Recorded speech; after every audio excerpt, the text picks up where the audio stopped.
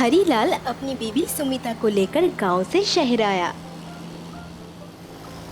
बड़े बड़े बिल्डिंग को देखकर हरीलाल हक्का बक्का रह गया।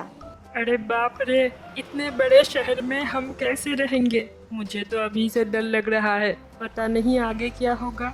एक तो बच्चों को हम गांव छोड़ आए, ऊपर से ये अनजान शहर, यहाँ तो जीना ही मुश्किल हो जाएगा। सुनिए जी, वैसे भी गांव में हमारे लिए कोई काम नहीं है। वहाँ भूखा रहने से अच्छा है हम यहाँ कोई काम करके पैसे कमा ले। जब हमारी परिस्थिति ठीक हो जाएगी तो बच्चों को भी यहाँ ले आएंगे। आप परेशान मत होइए। लेकिन हमें कौन नौकरी देगा। यहाँ ना हम किसी को जानते हैं, ना कोई हमें जानता है। हमें किसी को जानने की जरूरत नहीं। ये लो 2000 रुपए, जाकर बाजार से मैदा, सब्जी और आइसक्रीम लेकर आओ। इधर मैं परेशान हो गया हूँ और तुम्हें अभी खाने की पड़ी है। मुझे भूख नहीं लगी, पहले कुछ काम ढूंढ लेते हैं, बाद में सोचेंगे क्या खाना है। आप पूरी बात तो सुनिए, ये हमारे खाने के लिए नहीं है।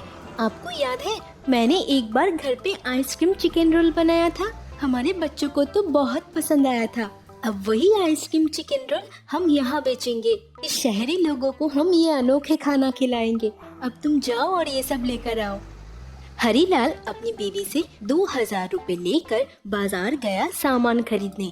जिस दुकान पर गया वहाँ कालू नाम का एक पॉकेट मार खड़ा था। ये आदमी यहाँ नया लग रहा है, आज सुबह सुबह इसका पॉकेट ही मारूंगा।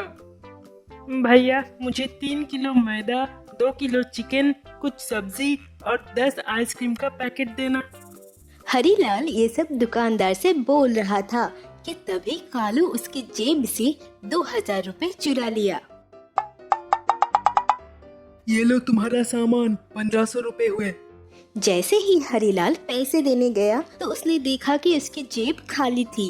अरे ये क्या, मेरे पैसे कहाँ गए? भाई साहब, मेरे पैसे नहीं मिल रहे।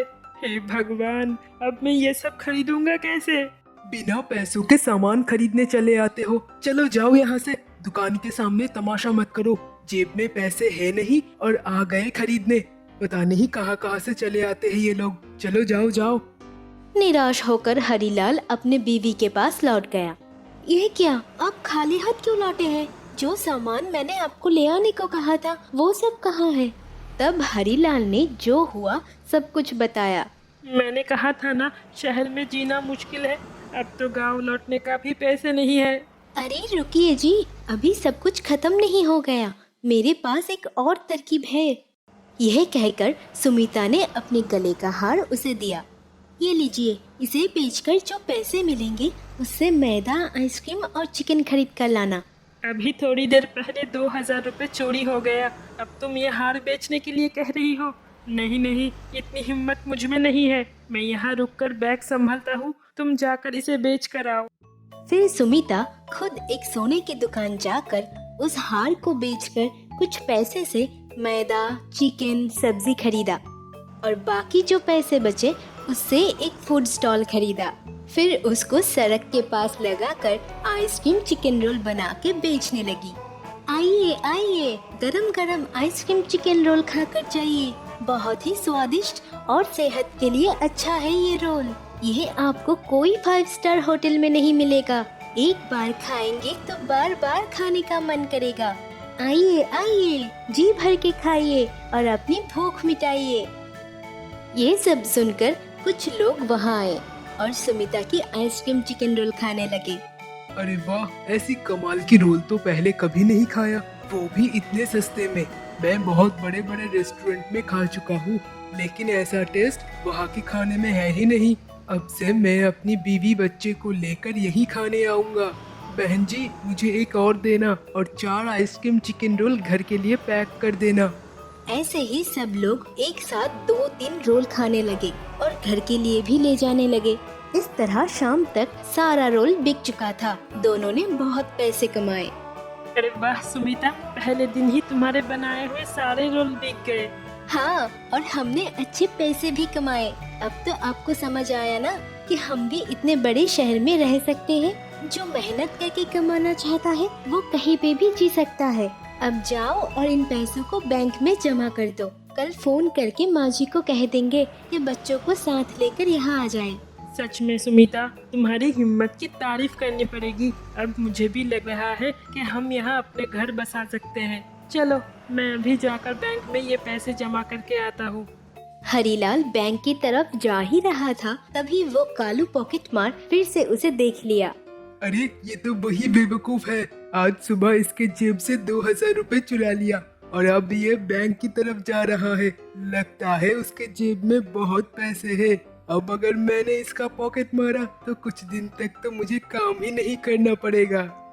यह सोचकर कालू हरीलाल के पीछे पीछे जाने लगा, लेकिन उसे ये नहीं पता था कि उसके पीछे पीछे सुमिता भी आ रही थी। जैसे ही वो पैसे चुराने गया तो सुमिता पीछे से आकर उसे डंडे से पीटने लगी।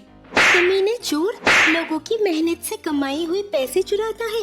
रुक, अभी पुलिस को बुलाती हूँ। यहाँ जेल ही तेरे लिए सही जगह है, फिर देखती हूँ तो कैसे चोरी करता है। बेवकूफ लड़की, तू मुझे नहीं जानती, नया है इस शहर में। आज छोड़ दिया, लेकिन बाद में देख लूंगा तुझे। ऐसे दोनों को धमकाकर कालू चोर वहाँ से भाग गया। अरे सुमिता, उसे मारने की क्या जरूरत थी?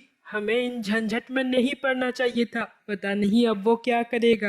आप डरना बंद करिए, वो तो खुद ही डर के यहाँ से भाग गया। एक चोर भला हमें क्या करेगा। अब चलो जल्दी से बैंक में जाते हैं। फिर दोनों बैंक गए पैसा जमा करने और एक छोटे से घर में किराए पर रहने लगे।